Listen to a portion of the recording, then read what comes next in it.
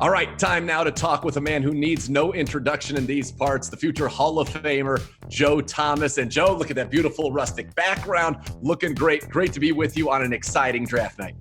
Great to see you, Nathan. Thanks for having me.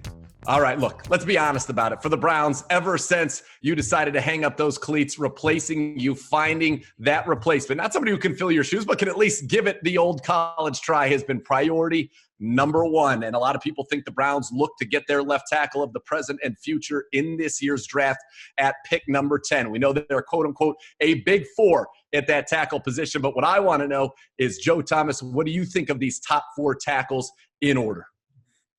Well, I've got two guys clearly at the top of my list. I've got Mekhi Becton and Jedrick Wills right at the top. Mekhi Becton, he's a guy that has a higher ceiling. He's a huge man, as we all know, 6'8 plus, 365 pounds. A lot of people have compared him to Jonathan Ogden. He's got that incredible Hall of Fame ceiling. The knock on him is he doesn't have the polish just yet. The guy that I'm really excited about when I watched, it seems like he's the most finished, polished product out there for offensive linemen, is Jedrick Wills from Alabama. He's an absolute stud. His change of direction is phenomenal. He creates power with his ankles, knees, and hips.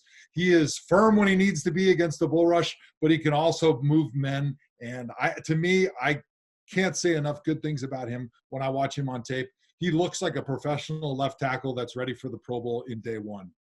All right, so out of those top four, you think really there's a top two, Jedrick Wills and Mekhi Becton. And I do want to ask you, because 2014, you played for Kyle Shanahan in this wide zone scheme. So what is it that you want out of your tackle, and why Becton and Wills you think fit that for what the Browns are going to be looking for in this Shanahan, Kubiak, Stefanski wide zone scheme?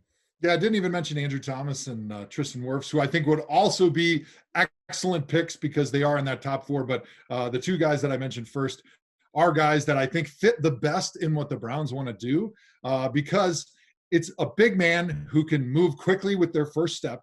They can create space for the running back to get on his track, to run at his aiming point, cut once his heels get past the line of scrimmage, and make all sorts of problems for a defense, front side and backside on that outside zone. So I just think they'd be perfect fits for the Kevin Stefanski system.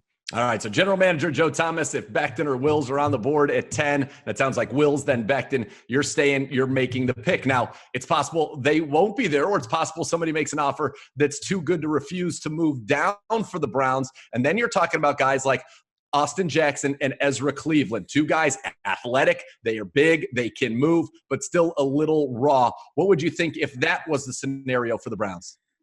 Yeah, you look at the top four guys, and in my opinion, they're clearly top 10 picks. But once you move out of that top four, there's a little bit more of a cliff. The other two guys that you just mentioned are, in my opinion, first-round draft picks, but they're guys that are going to get taken later in the first round because they're not as polished. But if the Browns were in that situation where they were maybe at 10 and they had just traded for Trent Williams, they got Trent for maybe 3-4 years, you can draft an Ezra Cleveland or an Austin Jackson, and they can develop under a Trent Williams, and it's a perfect scenario for a young rookie who needs maybe a year of development before they're ready for the big time. All right, so there it is. Sounds like, Joe, your dream scenario is a trade for Trent Williams, or you love getting a Jedrick Wills or a Mekhi Becton. That sounds like the Hoff way, if I've understood you correctly tonight. Absolutely. There's so many great options for the Browns at 10. Browns fans are going to be really elated when the draft is over tonight, that's for sure. Joe, can't thank you enough for stopping by. Can't thank you enough for all the great analysis and all the fun. And looking forward to see what the Browns do and breaking it down with you here in the near future. I appreciate you having me on, Z. Time to get back to fishing with the kiddos.